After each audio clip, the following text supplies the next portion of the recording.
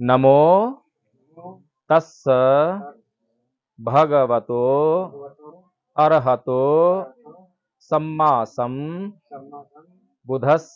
मैं उन सम्यक संबुद्ध को नमन करता हूँ जिन्होंने अपनी समस्त इंद्रियों पर पूर्णतया नियंत्रण स्थापित करके अपने चित्त कलेशों का अंत कर दिया और अपने भीतर से काम, क्रोध, मोह, लोभ, द्वेष, ईर्ष्या, राग इत्यादि को निकाल बाहर कर अपने चित्त को परिशुद्ध किया। ऐसा लोगों को बेवकूफ बना रखा है कि तुम इससे मांगो तुम्हें मिल जाएगा, दूसरे को नहीं मिलेगा।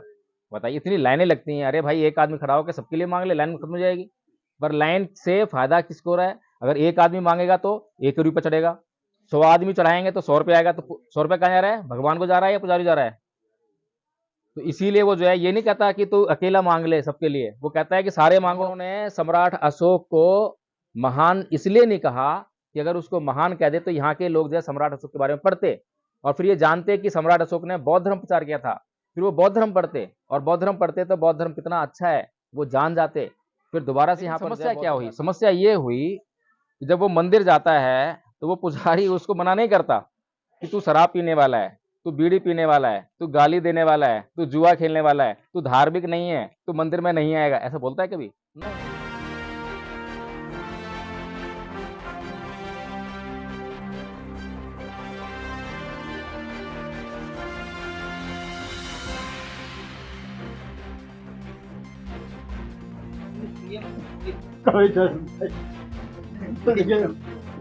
अच्छा, तो प्याज जो उनके पत्ते वाट और डाले ये पता नहीं कहाँ डाले हैं, पता नहीं कहाँ डालते। अच्छा, पीने वाले जो हैं धार्मिक नहीं है, वो मुसलमान है वो। नहीं, तो धार्मिक है। अच्छा, धार्मिक हैं। अच्छा, शराब पीना धर्म होता है? मंदिर जाते हैं वे लोग? मंदिर का पुजारी उन्हें घुसने क्यों देता है जब पता है कि ये शराब पीने वाला है? तो शराब पी तो अशुद्ध हो गया, अपवित्र हो गया। पुजारी उन्हें मना क्यों नहीं करता है? अच्छा, स्नान करने से पवित्र हो जाता है?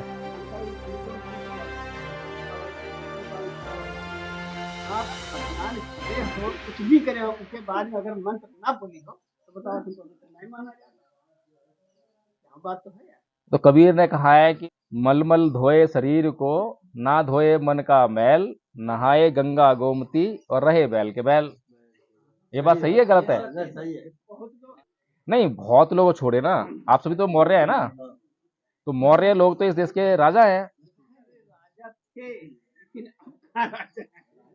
भाई। मन में जब ठान लो जब भी राजा हो, थे क्या? तो गुलामी को दूर कैसे करें? गुलामी कैसे आई? हमारे बस का कहा हमारे बस का गुलामी दूर हो जाए तो पढ़ाएंगे नहीं आएगी। अच्छा, ये बताइए कि जो सम्राट अशोक थे उनके बारे में क्या क्या पता है आप लोगों को? अच्छा, ये बताइए कि अगर हमारे घर परिवार का कोई बुजुर्ग हो, अब बुजुर्ग की बड़ी अहमियत होती है। अहमियत क्यों होती है? क्योंकि उसका बहुत अनुभव होता है, कौन सही है कौन गलत है ना, उसको हर एक की नजर का पता होता है। अब वो अपने बच्चों को कहता है, आगाह करता है कि इससे सावधान रहना, और बच्चे उस बुजुर्ग की बात को ना माने तो बच्चे नुकसान में रहेंगे फायदे में रहेंगे? तो ऐसे ही जो हमारे महापुरुष रहे हैं, हमारे जो बुजुर्ग हैं, अब सम्राट अशोक हमारे बुजुर्ग रहे ना, अब सम्राट अशोक की हमने बात नहीं मानी तो इसीलिए तो हम गुलाम हो गए। अगर सम्राट अशोक की हमने बात मान ली होती तो क्या हमें कोई गुलाम बनाने की हिम्मत करता क्या? सम्राट अशोक के सामने खड़ा होने किसी की हिम्मत नहीं थी है, इतना रुतबा था। और आज हमारा रुतबा देखिए कहाँ चला गया, ब्राह्मणों के पैरों में चला गया है, वही है कहीं और है। तो सम्राट अशोक कौन से धर्म को मानते थे? बौद्ध धर्म मानते थे? सच में ये पता है आप लोगों को? तो वह जान सकते बाकी जो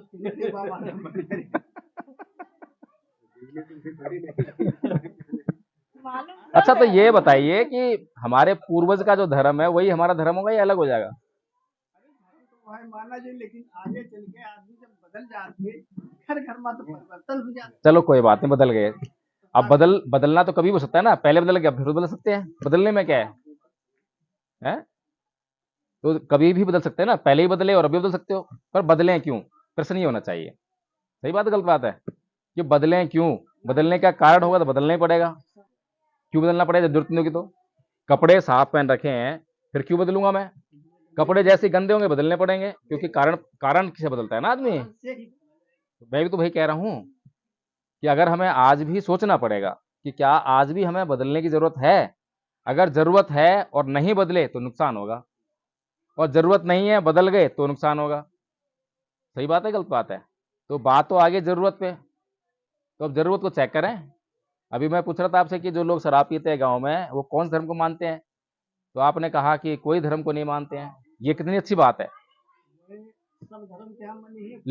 लेकिन समस्या क्या हुई? समस्या ये हुई कि जब वो मंदिर जाता है तो वो पुजारी उसको मना नहीं करता कि तू शराब पीने वाला है, तू बीड़ी पीने वाला है, तू गाली देने वाला है, तू जुआ खेलने वाला है, तू धार्मिक नहीं है, तू मंदिर में नहीं आएगा, ऐसा बोलता है कभी? नहीं। वही गड़बड़ है, क्योंकि ये धर्म नहीं है। लेकिन वो दारू पीकर मंदिर जात कहाँ, यूं ना जात, बहुत कम जात ने दारू पीकर ना जात। अभी क्या बताया था कबीर का मैंने? पवित्र कब हुआ, कैसे हुआ? दोषी तो मन है। वो अभी मंदिर आया नहा के, मंदिर से जाके फिर अपवित्रता मन में है, तो शराब पीने का अवगुण जब मन में है ना, तो मंदिर जाके फिर पी लेगा वो। फिर हमारा उद्देश्य क्या है मंदिर जाने का? मंदिर हम यूं गए क्या? शुद्ध होने के लिए, और शुद्धता आ नहीं रही है। गंगा हम इसलिए गए शुद्ध होने के लिए, शुद्धता आ नहीं रही है। तो कबीर तो ठीक बोल रहे हैं। तो क्या बोल रहे हैं कि मन को जो है, मन का जो मैल है उसको दूर करो। शरीर का मैल कैसे दूर करके तुम पवित्र हो जाओगे? बात तो यही हुई ना। अच्छा ये बताइए, आप लोग सभी पहले बौद्ध थे, ये तो बात तय है। आपके सारे पूर्वज जो हैं सब बौद्ध ही थे। तो ऐसा क्या हुआ कि आप मतलब धर्म बदल के और हिंदू हो गए? और ये हिंदू धर्म तो कुछ है ही नहीं। कहीं पढ़ा है आपने हिंदू धर्म? रामायण में, महाभारत में, गीता में कहीं हिंदू धर्म है? कहीं लिखा है? माना जाते क्या करे। ये तो आज की भाषा है। मैंने कहा है कि आप जो है रामायण पढ़िए, चाहे वो रामचरितमानस पढ़िए, चाहे वो आप जो है वाल्मीकि रामायण पढ़िए, गीता पढ़िए, वेद पढ़िए, ये तो धर्म ग्रंथ हैं। यहीं से तो मालूम पड़ेगा कि इस धर्म का नाम क्या है। कहीं लिखा है कि इसका नाम जो है हिंदू धर्म है? कहीं ऐसा लिखा है? ये तो सवाल कई बार उठाया गया ना, उत्तर में क्या मिला कि कहीं भी नहीं लिखा है कि इसका नाम जो है, इस धर्म का नाम हिंदू धर्म है, कहीं नहीं लिखा हुआ। तो ये लोग जो है जो चिल्ला रहे हैं कि हिंदू धर्म खतरे में है, गर्व से कहो हम हिंदू हैं, ये लोग कौन है, क्यों बोल रहे हैं? और फिर कौन बोलते हैं? गांजा पीकर, शराब पीकर। इसका मतलब कहीं ना कहीं गड़बड़ है, गड़बड़ बहुत बड़ी है। किसी और को छोड़ो ना, किसी और से हमें क्या करना है? हमें तो आपसे करना है। हम आपस में बैठे हैं ना, तो हम अपनी जाने, वो लोग क्या कर रहे होंगे जब उनसे बैठेंगे, जब उनसे पूछ लेंगे। फिलहाल तो हम अपनी बात करें ना। चलो एक काम करते हैं, थोड़ी सी चर्चा आगे बढ़ाते हैं। बहुत चर्चा हो गई हिंदू धर्म में। अब सम्राट अशोक कोई पागल आदमी था नहीं कि पागलपन में उसने जो है बौद्ध धर्म अपना लिया। ऐसा हुआ क्या? नहीं। कैसे अपनाया बौद्ध धर्म उसने? उसके पीछे क्या घटना है, समझने वाली बात है। कुछ लोग बोलते हैं कि कलिंग का युद्ध हुआ, कलिंग के युद्ध में जो लोग मारे गए उससे उसका हृदय बदल गया और उसने तलवार छोड़ दी और बौद्ध धर्म अपना लिया। वहां पर जो लोग मारे गए युद्ध में, उससे उसके हृदय को घात तो पहुंचा, ये तो बात ठीक है, लेकिन ये कारण जो है बौद्ध धर्म अपनाने के लिए कुछ नहीं है। तो क्या है कि एक दिन वो महल में, मतलब जो खिड़कियां वगैरह होती हैं, झरोके वगैरह होते हैं, वहां पे से रास्ता जा रहा था, ऐसे दिख रहा था। तो रास्ते से एक छोटा सा भिक्खू, छोटा सा, उम्र रही होगी 7-8 साल, और वो चले जा रहा है। भिक्खू कैसा होता है? बौद्ध भिक्षु, छोटा सा, वो जा रहा है और इतने शांत स्वभाव से जा रहा है, और चारों तरफ जो है मारकाट का माहौल है, और उसको कोई फर्क नहीं है, बड़े शांत मुद्रा से वह चले जा रहा है आराम से, कोई चिंता नहीं उसके चेहरे पे। ये देखकर जो है अशोक प्रभावित हो गया, और अशोक ने जाके उससे पूछा कि तुम कौन हो, तुम्हारा गुरु कौन है? तो जाके उसके गुरु से मिला, शिक्षाएं पता करी, और वो जो है तब बौद्ध धर्म में परिवर्तित हुआ। समझिए। अच्छा, बौद्ध धर्म कि अंदर ऐसी कौन सी कमी है। जब हम किसी चीज को छोड़ते हैं, जैसे हम ये कपड़ा जब हम उतारेंगे तो तब उतारेंगे जब ये गंदा हो जाएगा, है ना। ऐसे ही अगर हम कोई धर्म को छोड़ रहे हैं, इस देश के लोग किसी धर्म को छोड़ रहे हैं, तो उसमें कुछ ना कुछ कमी जरूर होगी, कमी के कारण छोड़ना चाहिए। और अगर कमी ना हो और तब भी लोग छोड़ें तो इसका क्या मतलब है। अच्छा चलिए, एक छोटी सी हम बात बताते हैं आपको जब बौद्ध धर्म की, तो उससे शायद हम समझ पाएंगे। बुद्ध कहते हैं कि वैर से कभी वैर शांत नहीं होता, है ना ही वेरन वेरानी संबंधित कुदाचरण अवेरन च संबंधी ऐस धम्मो सनातनो, कि वैर से कभी वैर शांत नहीं होता और अवैर से ही वैर शांत होता है। ये बात सही है या गलत है? सही है। अच्छा, पूरी दुनिया में कोई किसी भी देश का आदमी ये बात को गलत कह सकता है? किसी भी देश का, किसी भी देश का, किसी भी धर्म का, किसी भी जाति का कह सकता है इस बात को गलत? मैं कहूं कि ये जो है कुर्सी नहीं है, ये पंखा है, तो मेरे कहने से हो जाएगा क्या? कोई ऐसे कैसे कह देगा? मतलब मैं आपको कह दूं कि ये कुर्सी नहीं पंखा है, आप मान लोगे? आप मुझसे पूछोगे नहीं कि कुर्सी नहीं है पंखा कैसे है ये? लेकिन बहस करना आदमी नहीं चाहते। चार लोग जब बैठे थे तो कुछ लोग बहस, देखिए, जो लोग बहस करना चाहते हैं उनका तो कोई उपाय नहीं है। उनका मतलब यह है कि उनको सुनना ही नहीं है। जिन लोगों को अपना उद्धार करना है वो सुनते हैं, समझते हैं और आचरण करते हैं। अगर भागवत जो है मैंने भी बहुत होते हुए देखी है। अभी वहां पर पलिया में जो है अखंड रामायण का पाठ चल रहा है, मेरे ख्याल से सुंदरकांड पाठ चल रहा होगा, दिन रात चल रहा है वो जो है। अब वहां पे पाठ कर रहे हैं वो पढ़े जा रहे हैं, वहां पे जो लोग बैठे हैं उनमें से कोई एक शब्द नहीं सुन रहा। बाहर लाउड स्पीकर लगा रखे हैं, किसी को एक शब्द सुनाई नहीं दे रहा कि क्या बोल रहे हैं ये, बस करे जा रहे हैं, करे जा रहे हैं। इसे क्या कहते हैं? अक्लमंदी या पागलपन? बताइए मुझे। कोई आदमी जब कोई बात कहता है तो किस लिए कहता है? कि दूसरे उसको सुने या दूसरे ना सुने? इसीलिए कहता है ना, दूसरे मैं जो कह रहा हूं ताकि आप लोग सुने, और सुने ना, समझें, और समझने के बाद जो मैं चाहता हूं उसको आचरण करें। आपने पढ़ी रामायण? पढ़ी है आपने? कई बार पढ़ ली? थोड़ी बहुत पढ़ी? अच्छा, रामायण के पाठ कितनी बार हुए आपके जीवन में? तो एक दो बार तो पढ़ ली होगी, सुन तो ली होगी। सुनने का 14 काम होते, आदमी सुन कहाँ पाई पूरी बात।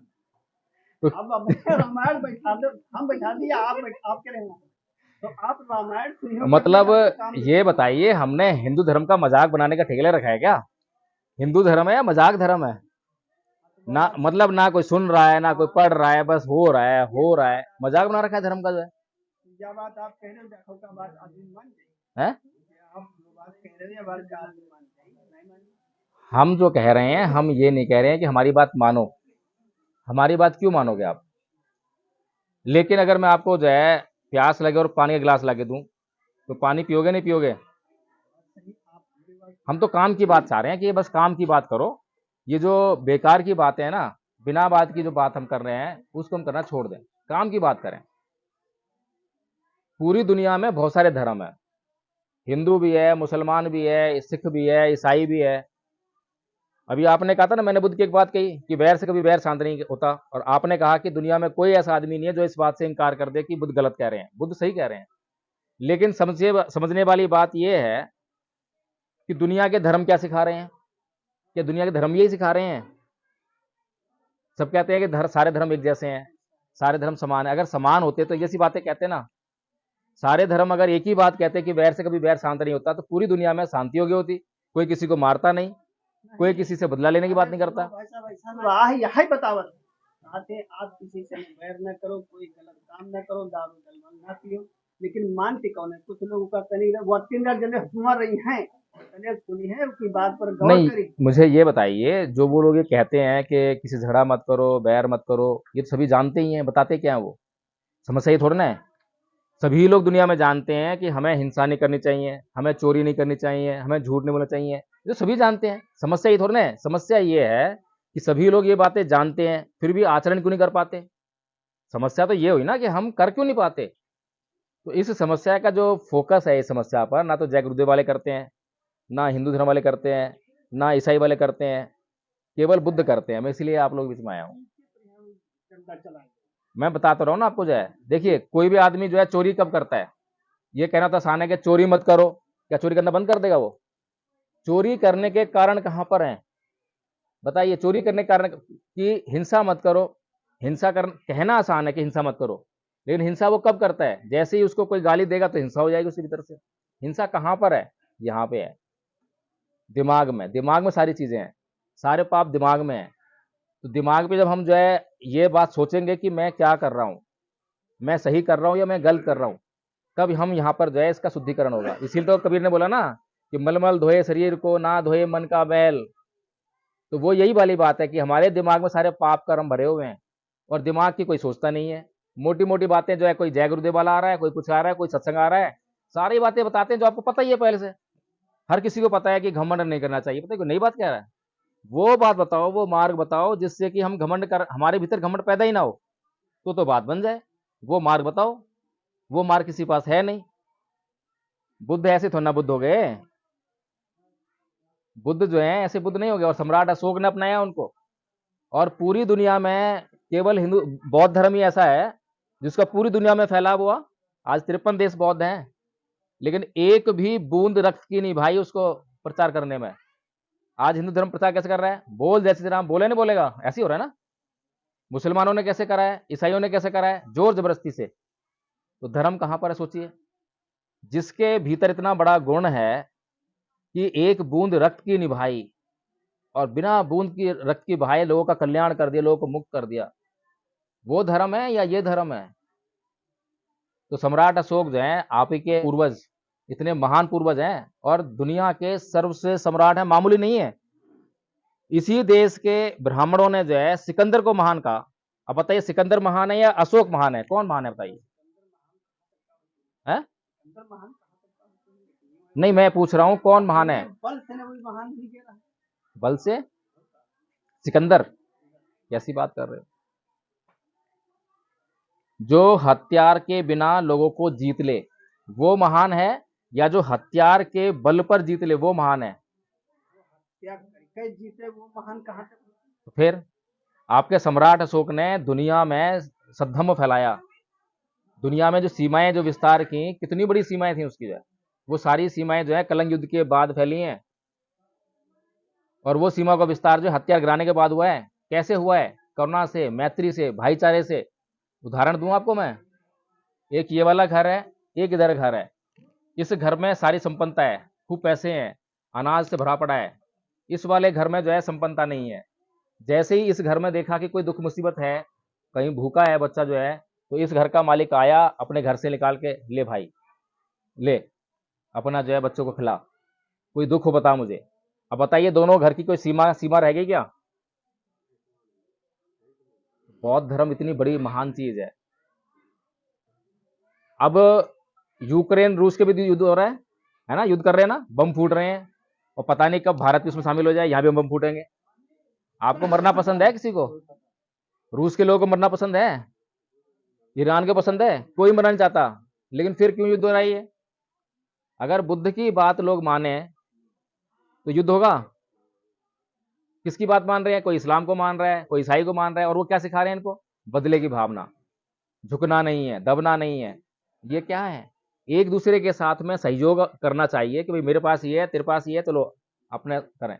ये तो हुई भाईचारे वाली बात, ये तो हुई संसार वाली बात है। तो हम लोग यही चाह रहे हैं कि ना, हम लोग जो है सद्धर्म का प्रचार करें। बताइए, गलत काम कर रहे हैं क्या हम लोग? अभी इस देश में ईसाई धर्म की प्रचार कर रहे हैं। अब वो क्या कर रहे हैं? एक अंधविश्वास को खत्म करने के लिए दूसरा अंधविश्वास लेकर आते हैं। वो ऐसे बेवकूफ बना रहे हैं, वो ऐसे बेवकूफ बना रहे हैं। पर ये ज्ञान कितना इंपॉर्टेंट है? तो बताएं फिर कैसे करें प्रचार? जो है इसका प्रचार आपका ही प्रचार है, तो हमारे महान पूर्वज सम्राट अशोक का प्रचार है। उनको अच्छा लगा भी तो पूरे सब में फैला दिया है, दूर दूर तक। सिंगल द्वीप श्रीलंका में भी अगर गया था तो सम्राट अशोक की वजह से गया था। तो सोचिए कितना महान सम्राट।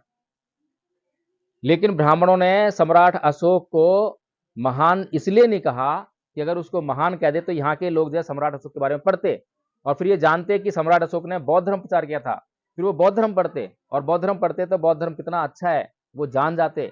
फिर दोबारा से यहाँ पर जो है बौद्ध धर्म आता। फिर बौद्ध धर्म आएगा तो क्या होगा? ब्राह्मण की दुकान बंद हो जाएगी। क्यों बंद होगी? क्योंकि वो पशु बलि देता है, यज्ञ करता है, ऊटपटांग हरकतें करता है, वो सब बंद हो जाएगा। आज भी आप देख रहे हैं कि मतलब ब्राह्मणों ने जो है किस तरह से मतलब लोगों को मूर्ख बना के रखा हुआ है, कोई चमत्कार के नाम पे, कोई जादू के नाम पे। अब आप एक बात सोचो जरा, मोटी मोटी बात कर रहे हैं। सारे हिंदू लोग जो है मंदिर में जाते हैं, कुछ मांगने आते हैं ना, मांगने आते हैं कुछ। किसके लिए मांगते हैं? अपने लिए, अपने लिए, अपने बच्चों के लिए, अपने परिवार के लिए, बस। मुसलमान भी मांगने आता है मस्जिद में, वो किसके लिए मांगता है? अपने लिए। ईसाई भी जाता है मांगने के लिए, वो किसके लिए मांगता है? अपने लिए। अब एक बात ये सोचो कि अगर कोई देने वाला हो, चाहे वो ईश्वर हो, अल्लाह हो, ईसा मसीह हो, तो ये लोग सारे देश के लिए क्यों नहीं मांग लेते? बस सारे देश के लिए मांग लो, एक बार में मुसीबत खत्म हो जाए ना। ऐसा लोगों को बेवकूफ बना रखा है कि तुम इससे मांगो, तुम्हें मिल जाएगा, दूसरे को नहीं मिलेगा। बताइए, इतनी लाइनें लगती हैं। अरे भाई, एक आदमी खड़ा होकर सबके लिए मांग ले, लाइन खत्म हो जाएगी। पर लाइन से फायदा किसको हो रहा है? अगर एक आदमी मांगेगा तो 1 रुपये चढ़ेगा, 100 आदमी चढ़ाएंगे तो 100 रुपये आएगा। तो 100 रुपये कहाँ जा रहा है? भगवान को जा रहा है या पुजारी जा रहा है? तो इसीलिए वो जो है ये नहीं कहता कि तू अकेला मांग ले सबके लिए, वो कहता है कि सारे मांगो। इनको जो है ईसाई धर्म पसंद आ जाता है, ईसाई बन जाते हैं लोग जो है। और आप कह रहे हो कि नहीं, क्या होता है, क्यों नहीं हो रहा है? इतनी जल्दी नहीं हो रहा? अच्छा, ईसाई लोग जो है यहाँ पर कहाँ से आए हैं? हैं? ईसाई लोग कहाँ से आए हैं, ये तो हम नहीं बताएंगे। यूरोप से आए हैं, इतना दूर से। और इतना दूर से आके भारत में कितना ईसाई है पता है आपको? कितना ईसाई है? तो फिर यहाँ हर आदमी आता है, अपनी बात समझाता है, लोग समझते हैं उसको, ऐसा नहीं है। तो जब वो लोग गलत बात समझा लेते हैं तो क्या हम अच्छी बात नहीं समझा सकते उनको? हमारी बात सत्य पर आधारित है, 1% भी झूठ नहीं है, शुद्ध सोना है। और उनकी बातों को उनसे पूछ लो 2 सवाल, तो सवाल का जवाब नहीं दे सकते। वो झूठ बोलते हैं, फिर भी झूठ फैलता है। हम सत्य को फैलाते ही नहीं है, इसलिए सत्य नहीं फैल रहा। सीधी सी बात तो ये है। अब मैं दिल्ली चल के आप लोगों के बीच में सत्य फैलाने आया हूँ, मुझे महसूस हुआ ना।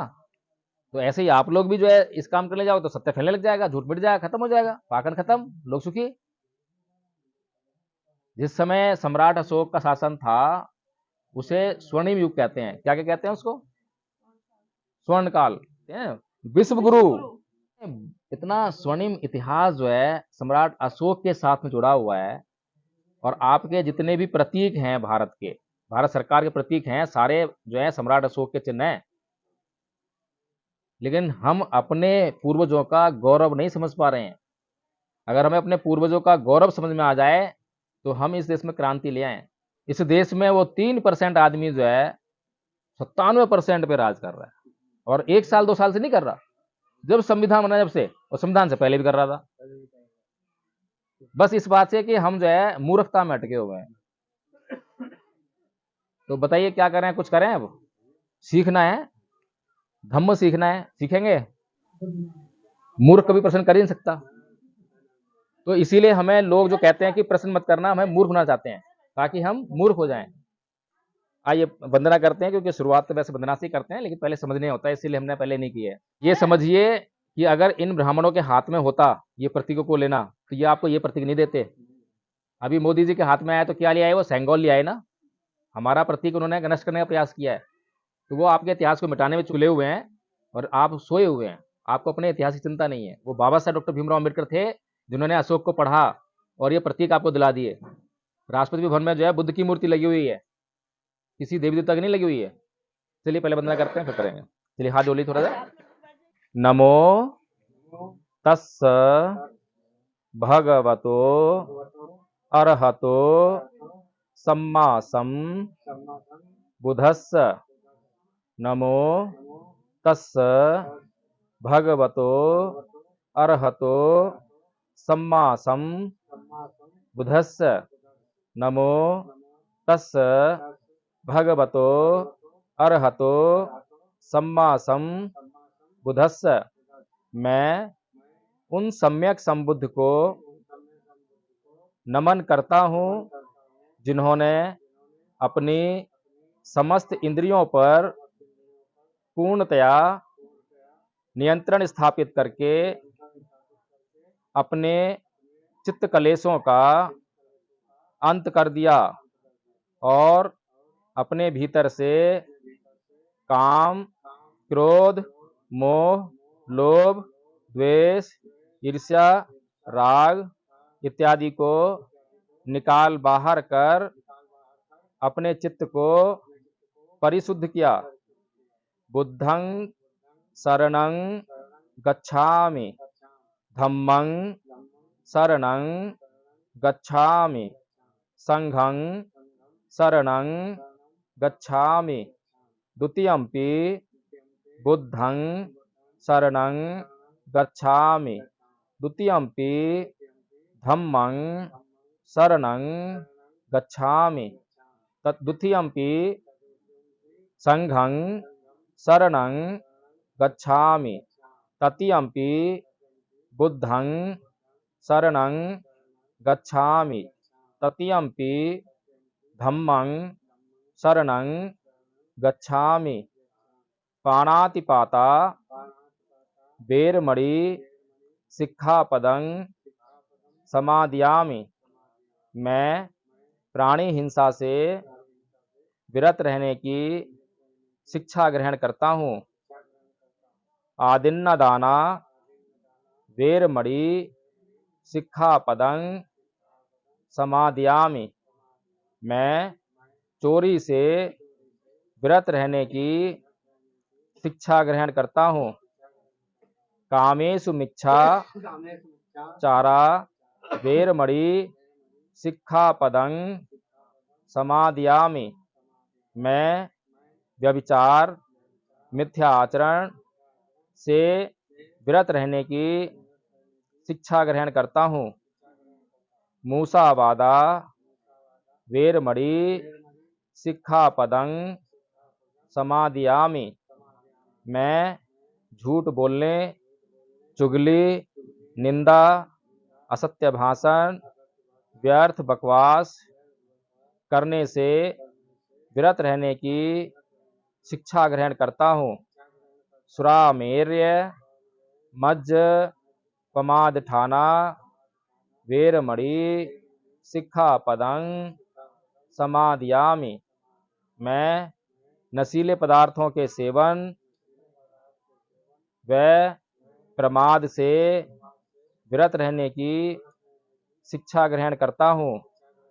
साधु साधु साधु। इसीलिए देश गुलाम हो गया। बुद्ध ने कभी भी जो है उचित करने के लिए कहा है। बुद्ध का कहना है कि जब हम आवश्यकता के अनुसार कोई भी काम करेंगे तो हमें फायदा होगा, आवश्यकता से कम करेंगे तो नुकसान होगा, आवश्यकता से अधिक करेंगे तो नुकसान होगा, है ना। हमारे पास 5 इंद्रियां हैं। कौन कौन सी इंद्रियां हमारे पास? आंख एक इंद्रिय है और 5 इंद्रियों के अपने अपने विषय हैं। जैसे आंख इंद्रिय तो उसका विषय क्या है? देखना तो विज्ञान है, देखना क्रिया है, विषय है दृश्य। अगर दृश्य ना हो तो आंख कुछ नहीं कर सकती, और आंख ना हो तो दृश्य कुछ नहीं कर सकता। और आंख भी है और दृश्य भी है, लेकिन विज्ञान नहीं है, क्रिया नहीं हो रही है, तो कुछ नहीं हो सकता। लेकिन जैसे ही इंद्रिय के सामने विषय प्रकट होता है और विज्ञान लगता है उसमें, तो क्रिया होते ही वेदना होती है। और वेदना जो है 2 प्रकार की होती है, सुख वेदना, दुख वेदना। सुख वेदना होने पर तृष्णा होती है कि और चाहिए, और देखना है, और देखना है। दुख वेदना होने पर नहीं देखना, नहीं देखना। और दोनों ही परिस्थितियां जो हैं हमारे लिए घातक है। बुद्ध कहते हैं कि जितना आवश्यक हो उतना देखना है, अनावश्यक नहीं देखना है। ऐसे ही जीभ हमारी एक इंद्रिय है, उसका विषय क्या है? स्वाद। तो स्वाद जैसे ही भोजन हमारे जीभ पे आता है तो हमारे को वेदना होती है, सुख वेदना, दुख वेदना। अच्छा लगता है तो 2 रोटी खानी थी, 4 खा लिए। अब 2 की जगह 4 खाने क्या होगा? या तो तुरंत ही कहीं पेट में दर्द, बदहजमी, उल्टी हो जाएगी। अगर अभी नहीं हुई तो बाद में डायबिटीज, मोटापा होना ही होना है।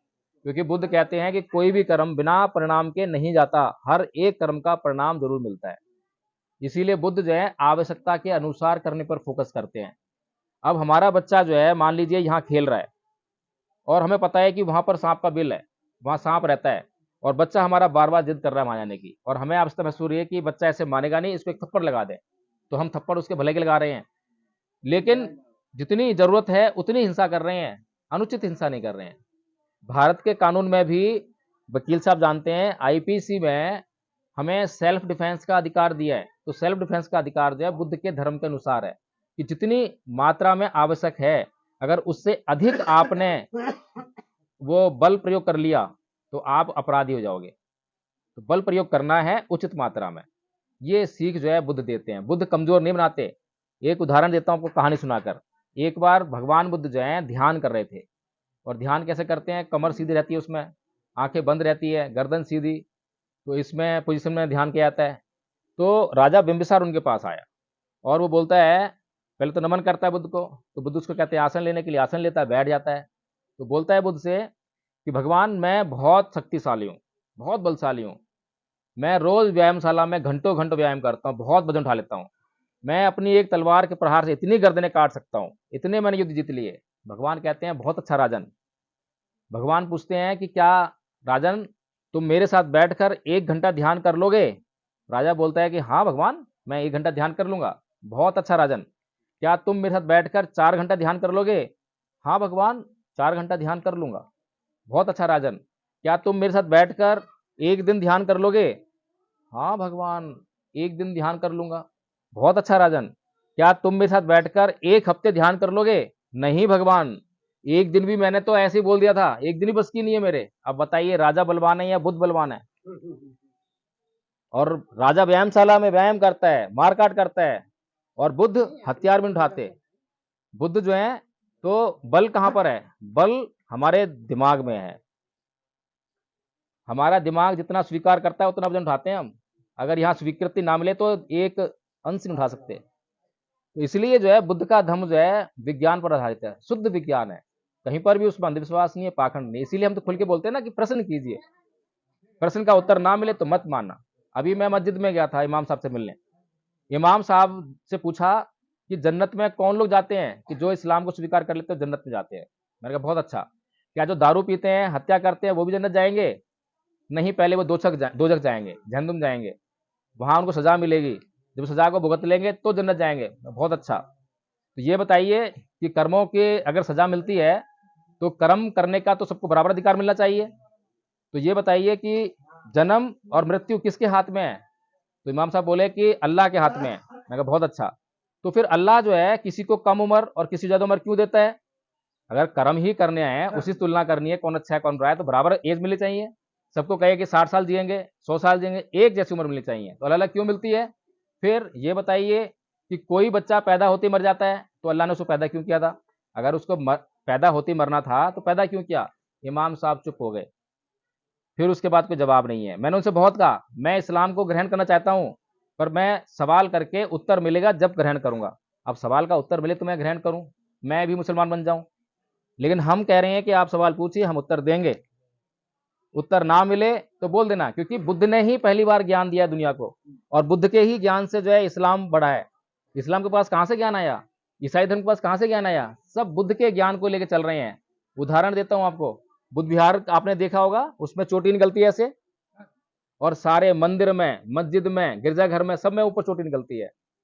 ये क्या है? ये सिद्धांत तो बुद्ध का ही है कि जो नीचे है वो बेस है। नीचे लोग दुखी हैं, अज्ञानता के शिकार हैं, अज्ञानता में दुख हो रहा है, वो जानते नहीं है। जैसे जैसे वो प्रज्ञा को प्राप्त करते हैं ऐसे चले जाते हैं, और ऊपर जो है मुक्त हो जाते हैं। तो ये जो है सिंबल है, प्रतीक है, सब कुछ बुद्धिज्म से लिया हुआ है। उदाहरण देता हूं एक और जो आपको, हम लोग शब्द इस्तेमाल करते हैं भगवान, करते हैं।